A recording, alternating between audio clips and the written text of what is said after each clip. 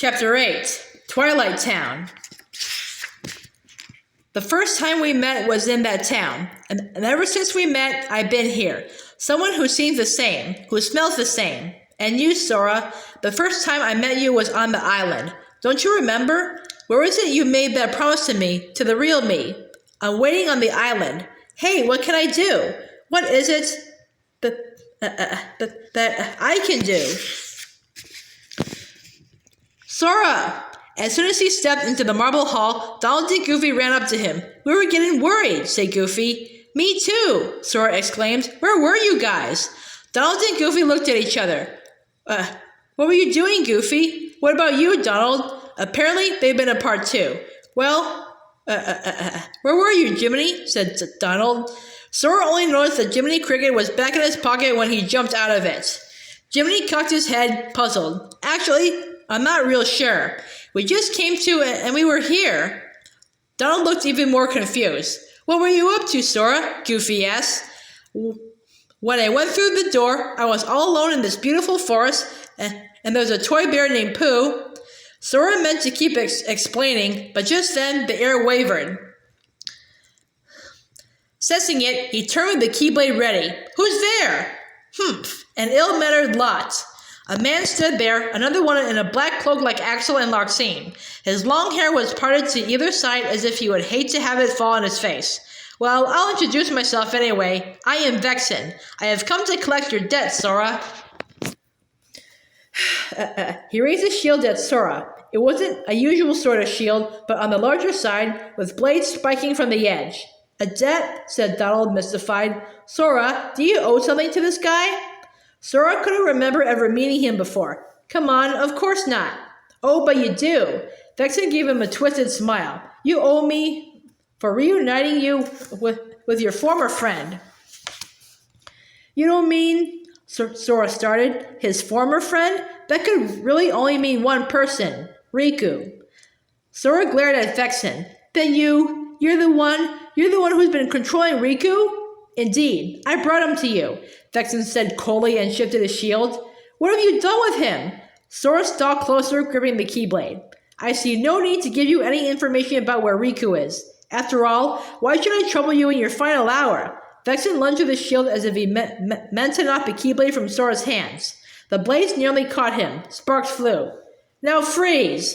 Vexen flung away the Keyblade, with Sora holding onto it, and from the palm of his hand shot a blast of ice. Whoa! Ice crystals clustered around Sora, freezing his feet in place. Whack! Fira! Donald furiously waved his wand, and the ice melted away, but not before the hem of Sora's pants caught fire. Ouch! He jumped and patted the flames out. Easy there, Donald. Excuse me, you're about to turn into a snowman, Donald retorted. Well, that's enough playing in the snow, said Vexen, not even a little winded, and raised his arm again. Be gone! Look out! Goofy shoved Sora out of the way. Spikes of ice thrust up from the floor behind Goofy, following him. He yelped and managed to avoid them, dancing in a zigzag. Turn Riku back to normal! Sora shouted and made a huge leap, but Vexen only pushed him aside with a spiked shield. Oh, you won't be able to land any more blows on me. It was true. Sora couldn't get around that shield to deal him any damage. Sora! He hit the ground. Donald and Goofy ran to him. How can I beat him? Sora mumbled, and his friend spoke to him in whispers. Oh, okay. He got up and pointed the Keyblade straight at Vexen. Exactly what do you intend to do? Vexen blindly looked down his nose at Sora. This! From a good distance, Sora hurled the Keyblade at him, and Donald shot a spell at it. Fira! Now the Keyblade, wreathed in flames, flew at Vexen. With an annoyed sound, he flung out more ice, trying to stop it, but, oh no you don't! Goofy was already there to block the ice with his shield. What? Then the fiery Keyblade struck Vexen in the chest. We did it! So you can't fight after all, Vexen muttered as he collapsed to his knees. Slowly he got up again, and his voice was full of overconfidence even while his face was contorted in pain. I might have expected. You're not one to die very easily. As if we ever lose to you, Donald shouted from behind Sora. I wouldn't be so sure. Did you even notice? As we fought, I was delving deep into your memories. And here, look what I found. A card crafted from all the memories locked in the other side of your heart. If you really want to fight me, step into the world that you create with that card. And Vexen tossed a single card in Sora's direction. Hey, wait! Ignoring Sora's cry of protest, he smirked and vanished. Memories in the other side?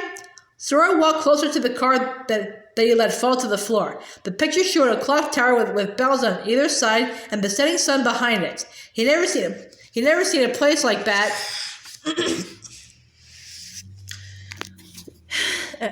That's what the feller said, huh? Goofy picked up the card. I wonder what'll happen if you use it. Only one way to find out. Donald stood on tiptoe to get a closer look at it. Well, I don't have any other cards now, said Sora, so I'll have to use it if we keep going. But still, gee, I would have a good feeling about this one. Goofy looked at him nervously as he took the card. Let's go. We have to beat that guy to get Riku back to normal. Oh, yeah. Donald and Goofy nodded as Sora faced the door, card in hand. Here we go. He lifted it high. Oh, dear. Doesn't it look like Vexen's gone and lost his cool? Larxene giggled, staring into the crystal ball. She and two more of the organization's members stood around it, watching the image of Sora and his friends versus Vexen. So what now, Axel? I thought Sora wasn't supposed to find out about the other side. Hearing that phrase, Axel finally looked at her. The other side, the world of Sora's other memories, Twilight Town, the place where we met. Well, as long as no one confronts him, we should be able to get away with it. Axel's brows drew together, but Marlotia didn't wait for him to finish. Let's have Nominate deal with it. And you go too, Axel. I trust you know what needs to be done. Axel's frown twisted into a cocky grin. Haven't a clue, really. Maybe you could spell it out for me. Vexen has clearly committed and acted treason against the organization, said Marlotia with a small smile, as if they were speaking of trifles. You must eliminate the traitor.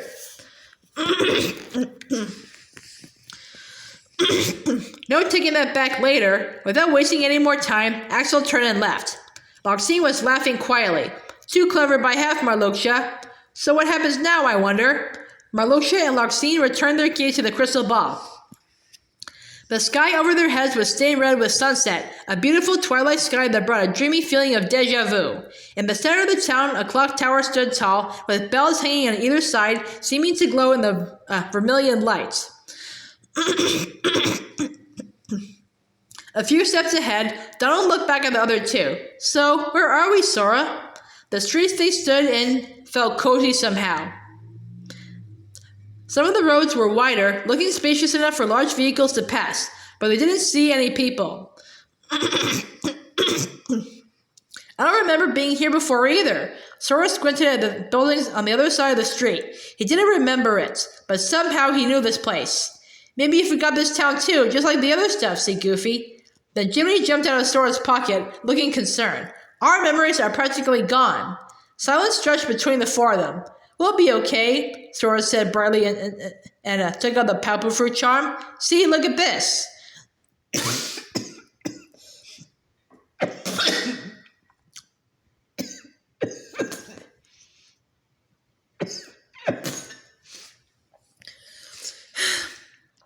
Nominee's good luck charm. Goofy leaned over to look at the star-shaped pendant. There's a special memory that goes with this. One night, when Nominee and I were little, there was this meteor shower. So many falling stars, all those lights pouring down like rain. That's when I promised Nominee. Now I remember. Nominee was really scared. She started crying. She said, what if a falling star hits the islands? So I told her, if any stars come this way, I'll just hit him back into outer space. Sora grinned, telling the story, and swung the Keyblade at the sky. I was swinging my toy sword around the whole time, and Nominee just smiled and said, thanks. Then she gave me this. The night of the meteor shower, Nominee crying and Nominee smiling. He could remember it so clearly. I heard she arrived on the night of the meteor shower. The phrase came into his head, forming out of nowhere like a dewdrop. She came, the meteor shower. Whose words were they? Right, he must have been telling someone else about what happened that night. But who? Riku. That's it. I remember I was talking to Riku about the meteor shower. Who is she? What happened that night? She came to the islands on the night of the meteor shower. That girl, Namine. But I made a promise to Namine that night. Something's off. Am I remembering it wrong? That night, I observed a great meteor shower in the sky. He heard those words somewhere too. No, he read them. But where? The memories spun round and round in Sora's head, but they wouldn't match up. At the center of all these unconnected memories was Namine. Her white dress, her long flaxen hair. I'm so sorry, Sora. All this because of me. Namine floated up in his mind, then, pale and luminescent. She was apologizing, and with just fast, the frustrations and doubts in his heart were clearing away. Hey, Sora, what's wrong? Said Donald. I was just remembering Namine. She said she had her good luck charm ever since she was a baby. Sora tucked it back into his shirt. And she gave it to you? Aww. Yeah, so I promised her, from now on, I'll bring you good luck and keep you safe. I made a promise, but then I forgot all about Namine. I have to help her. I have to find her. I have to tell her I'm sorry. Well then, now's your chance. You gotta keep your promise, said Goofy, and Sora nodded empathetically. The setting sun spread its color over the whole town. Kind of a strange town, huh? Donald waddled through the streets unhurried. But it's got Heartless. Having spotted some ahead, Sora raised his Keyblade. When they noticed the trio, they slowly crept closer, almost reluctantly. Their attacks were slow too. Take this! Sora lunged, and a Heartless disappeared with just a single blow from the Keyblade. Gosh, aren't they awful weak? Said Goofy, cocking his head. It just means we got stronger, Donald replied with a furious wave of his wand. The Heartless were clustered here and there, but they all moved sluggishly and didn't come for them with much force. Do we really need to get rid of them? Goofy wondered, though he had his shield up just in case. Why wouldn't we? Heartless are heartless, right? Said Donald. But they're pretty harmless. See? They don't even try to attack us unless we get really close.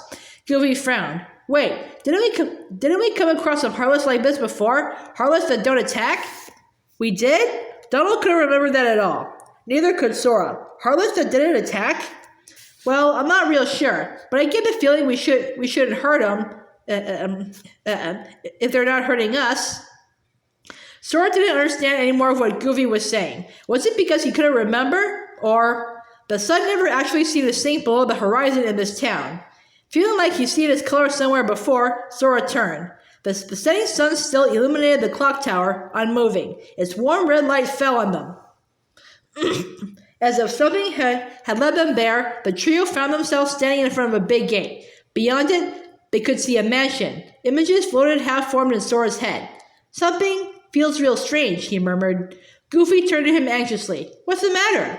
I'm sure I don't know this place, but it's starting to feel familiar to me. Sora looked up at the gate.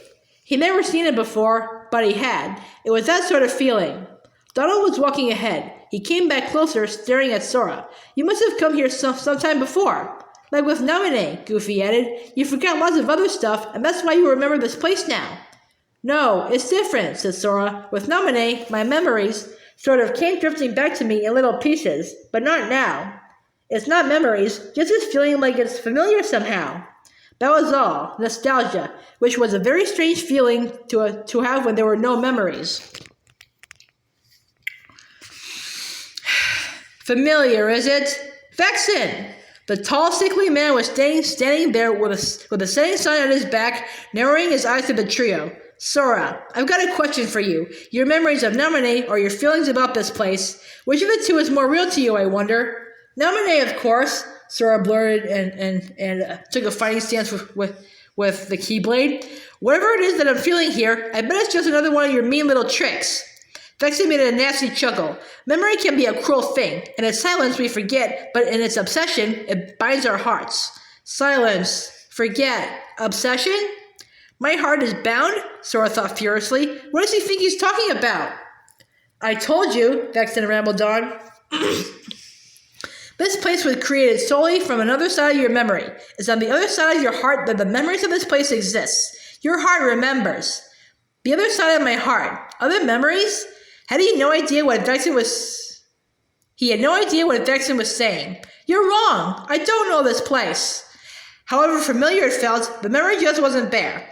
If you remain bound by the chain of memories and refuse to believe what is truly in your own heart, then you may as well throw it away. You are no Keyblade master, only a puppet controlled by memory. Exactly like my Riku. Your existence is worth nothing. Your Riku? Worth nothing? Nothing this guy said made any sense, Sora thought. That's enough. You're the one who changed Riku. I'm not going to listen to you. Oh? You think I changed Riku? Vexen cackled. What's so funny? Well, perhaps you could say I changed him. Still, the fact is, you feel this place is familiar to you, and so you cannot trust your own feelings. Isn't that right? Vexen sounded perfectly calm, as if to highlight Sora's angrily raised voice.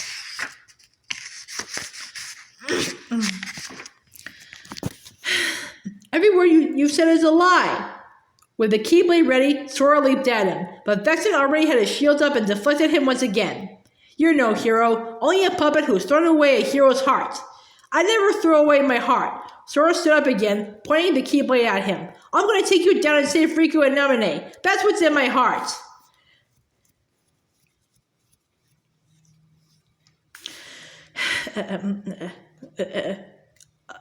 Of course I haven't thrown away my heart, he thought. That doesn't even make any sense. Just because I've lost some memories doesn't mean I'm losing my heart. You certainly are a foolish puppet. Now die! Vexen shot clusters of eyes from his hand. Fear up! From behind Sora, Donald sent his magic to fizzle out the ice and then stepped forward. Better not forget about us, because we want to help Riku and Namine too, and the king, said Goofy and gave a healing potion to Sora, who wasn't totally unscathed. The king's loyal servants. Don't make me laugh. Are you all talk? Or are you actually going to fight? Donald! Cried Sora and threw the Keyblade at Vexen. Firaga! Donald's magic set the Keyblade aflame. Ha! You think that move will work on me again? Vexen jumped up high into the air to bring the bladed edge of his shield down on them. Whoa! Goofy tried to block him but went flying. Too warm here, don't you think? Vexen set a blast of ice to freeze Goofy on the spot. Whack! Fire! Donald frantically worked to melt the ice surrounding him. How about this? Chunks of ice flew one after another at Sora, but he jumped to dodge them and landed behind Vexen, who made a frustrated snarl. Sora swung the Keyblade and Vexen immediately fell to one knee. To think you have such strength, even at the mercy of your memory, your existence is a hazard indeed. None of that matters. Just make Riku go back, Sora shouted, keeping the Keyblade pointed at him. Just make him go back? You really have no idea what you're saying. The Riku you speak of has but one fate, to sink into the darkness, and you, Sora, will share that fate. If you continue to seek Namine, the shackles will tighten, you will lose your heart, and become no more than Marluxia's pawn. Marluxia? What's Namine got to do with? Sora didn't get to finish the question. A dazzling light blinded them. He heard Vexen grunt, and then in the next moment, he saw him sprawled on the ground. Vexen? Yo, Sora, did I catch you at a bad time? That was Axel's voice. Yeah, Axel, why? Vexen choked out, digging his nails into the dirt as he tried to get up. I came to stop you from talking too much, by eliminating your existence, that is. Axel smirked and took a step closer to him. No, don't do it. We're nobodies. We have no one to be. We just are. But now you don't have to be at all. No more existence, no more memories. You're off the hook. Axel didn't seem to be paying attention to Sora and the others. He only looked at Vexen. No one to be? What could that even mean? Don't. No, please don't. I don't want to. By now, Axel shot a bright light from his hand again. Vexen's scream echoed through the strange landscape, and then he was gone, not a trace remaining. What are you people? Sora demanded. Not sure. I wonder about that myself. With that, Axel stepped into thin air and vanished. Axel? The only reply was a distant rumble of a train. This familiar feeling, these lost memories, and those times with Namine coming back to him. How much was right and how much was wrong? How much had he forgotten? Sora stood dazed in the twilight. Axel walked through the long corridors of the castle. Normally, he wouldn't bother walking places like this, but he needed time to himself. I don't have a single friend in this place. All these people on my side, and his and the organization's, but I don't know if I can say that we're really on the same side. I'm alone here. He's nobody, no one at all, and yet he is somebody. Shards of emotion, fragments of memory, so alike, but they're completely different things. Even if we can hold on to a few fragments of memory, we can't have the smallest shard of emotion, nostalgia, and memory. We are the ones who lost their hearts, the ones who are no one, nobodies, not light nor darkness. We live in the twilight. Axel stopped outside the crystal ballroom and took a deep breath. Why are we here? What are we doing? No, why am I here? Still asking himself that question, he opened the door. Nice work, Axel. I say good riddance to that blubbermouth. Larxene grinned at him. He ignored her and went to the other man in the room. Marluxia, you sent Vexen to test Sora's strength, didn't you? Marluxia didn't answer. Not just Sora's, said Larxene. Yours too. Axel raised one eyebrow. We weren't sure if you actually had it in you to take out a fellow member, she went on, sounding as though she found it hilarious. Well, I guess you did. It's time to join up. With the three of us, taking over the organization would be a cinch. Oh, so that's where Sora comes in, Axel grumbled. Of course, he wants to see Naminé, so why don't we just let him have what he wants? At that, a cruel smile came to Marluxia's face. He strode to the corner of the room where a girl sat in a small chair, holding tightly to a sketchbook. Rejoice, Naminé. Soon you'll meet the hero you've been longing for. Naminé's shoulders tensed when he said her name. She didn't look up when she spoke, her voice tiny and faint. I'm glad. But we're warning you, Larxene said brightly from behind Marluxia. You better not do anything to betray Sora's feelings. Understand, little one? I understand. All you need to do is merge the layers of Sora's memories and bring his heart closer to you, Marluxia told her. Then he glanced sidelong at Larxene, and the two of them vanished. Naminé, he said softly, but she didn't stir. Sora, even if you come for me, what then? What should I do?